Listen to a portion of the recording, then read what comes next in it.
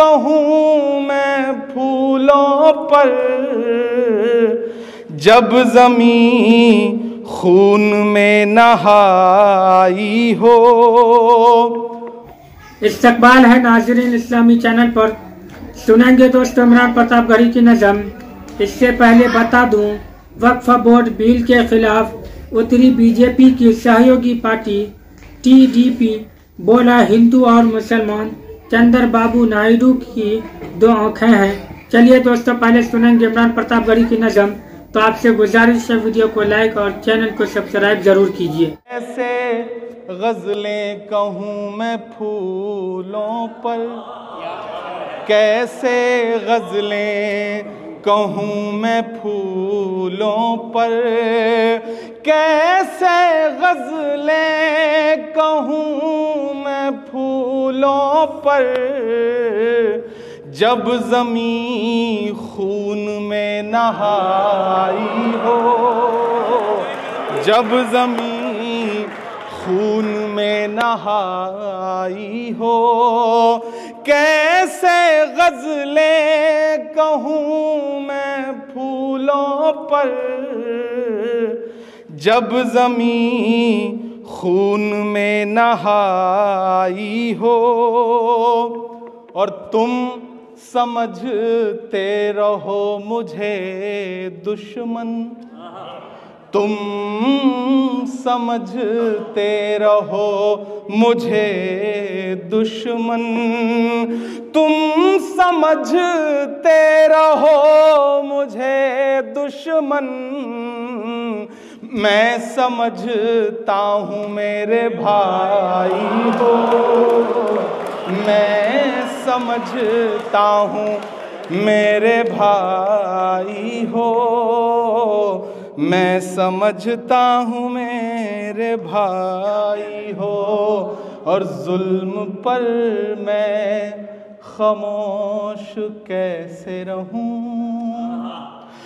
ظلم پر میں خاموش کیسے رہوں آپ ہیں آپ کو بدھائی ہو آپ ہیں آپ کو بدھائی ہو. اور سعید بھائی یہ شعر آپ کے نام کہ بھول جانا بھی ایک محبت ہے بھول جانا بھی ایک محبت ہے بھول جانا بھی ایک محبت ہے بھولنے میں اگر بھلائی ہو بھولنے میں اگر بھلائی ہو. اور سہیل بھائی اس کے چہرے پہ ایک شعر لکھو اس کے چہرے پہ ایک شعر لکھو. آپ پہنچیے گا اس شعر تک تو کوئی بھی ہاتھ خاموش نہ رہے. اس کے چہرے پہ ایک شعر لکھو آخری لفظ بے وفائی ہو آخری لفظ بے وفائی ہو. اس کے چہرے پہ ایک شعر لکھو آخری لفظ بے وفائی ہو. انقلاب کا نعرہ ہوگا انقلاب کا نعرہ ہوگا انقلاب کا نعرہ ہوگا انقلاب کا نعرہ ہوگا انقلاب کا نعرہ ہوگا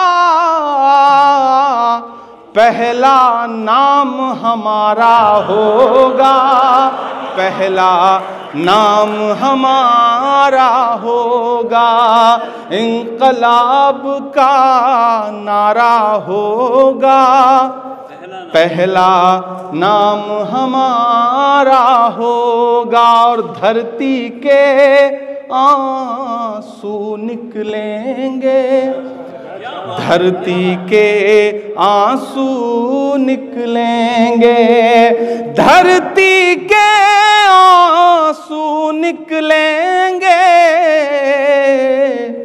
اور سمندر کھارا ہوگا، اور سمندر کھارا ہوگا، انقلاب کا نعرہ ہوگا، پہلا نام ہمارا ہوگا۔ بسم اللہ الرحمن الرحیم۔ حضرت عبداللہ رضی اللہ عنہ فرماتے ہیں کہ ابتدائی اسلام میں ہم رسول اللہ صلی اللہ علیہ وسلم کو نماز کی حالت میں سلام کر لیا کرتے تھے، اور آپ صلی اللہ علیہ وسلم ہمیں سلام کا جواب دیا کرتے تھے۔ جب ہم نجاشی کے پاس سے واپس آئے تو ہم نے پہلی عادت کے مطابق آپ صلی اللہ علیہ وسلم کو سلام کیا۔ آپ صلی اللہ علیہ وسلم نے ہمیں جواب نہ دیا۔ ہم نے عرض کیا، یا رسول اللہ، پہلے ہم آپ کو نماز کی حالت میں سلام کرتے تھے، آپ ہمیں سلام کا جواب دیتے تھے، لیکن اس مرتبہ آپ صلی اللہ علیہ وسلم نے جواب نہ دیا۔ آپ صلی اللہ علیہ وسلم نے ارشاد فرمایا، نماز میں صرف نماز ہی کی طرف مشغول رہنا چاہیے۔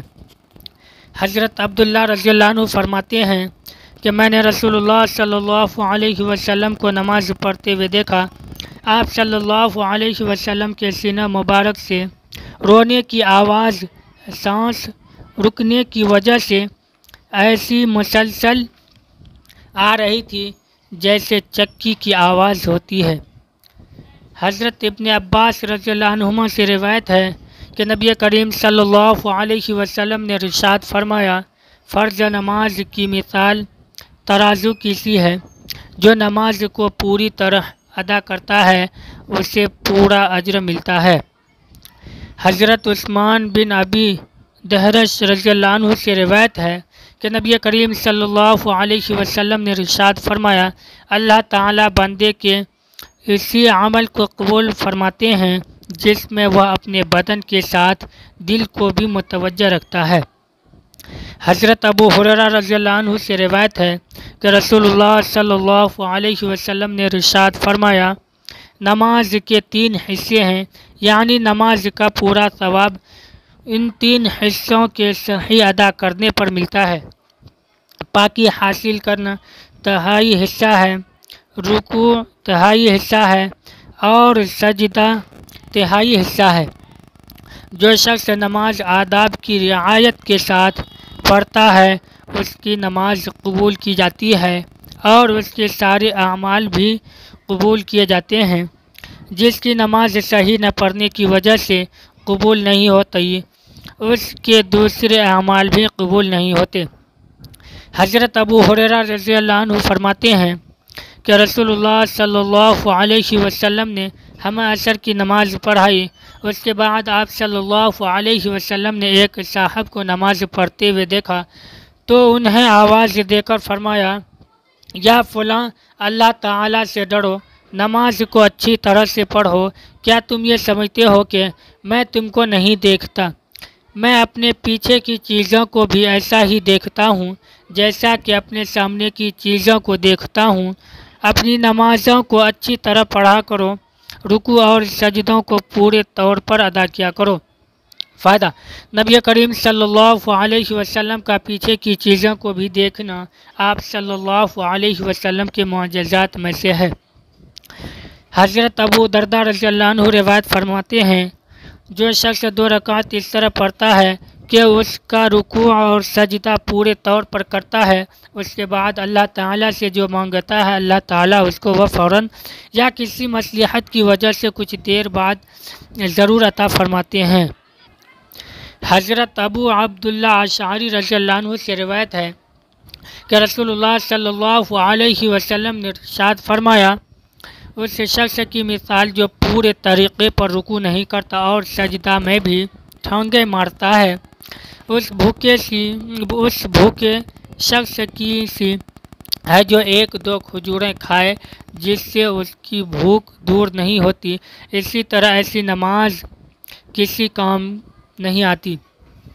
حضرت ابو درداء رضی اللہ عنہ سے روایت ہے کہ نبی کریم صلی اللہ علیہ وسلم نے ارشاد فرمایا، اس امت میں سب سے پہلے خشوع اٹھایا جائے گا یہاں تک کہ تمہیں امت میں ایک بھی خشوع والا نہ ملے گا۔ حضرت ابو قتادہ رضی اللہ عنہ روایت کرتے ہیں کہ رسول اللہ صلی اللہ علیہ وسلم نے ارشاد فرمایا، بدترین چوری کرنے والا شخص وہ ہے جو نماز میں سے چوری کر لیتا ہے۔ صحابہ رضی اللہ عنہم نے عرض کیا، یا رسول اللہ، نماز میں سے کس طرح چوری کر لیتا ہے؟ ارشاد فرمایا، اس کا رکوع اور سجدہ اچھی طرح نہیں کرتا۔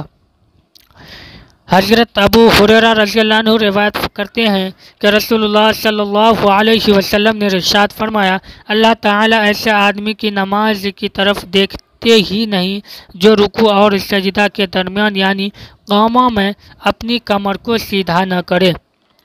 حضرت عائشہ رضی اللہ عنہما سے روایت ہے کہ میں نے رسول اللہ صلی اللہ علیہ وسلم سے پوچھا کہ نماز میں ادھر ادھر دیکھنا کیسا ہے؟ ارشاد فرمایا، یہ شیطان کا آدمی کی نماز میں سے اچک لینا ہے۔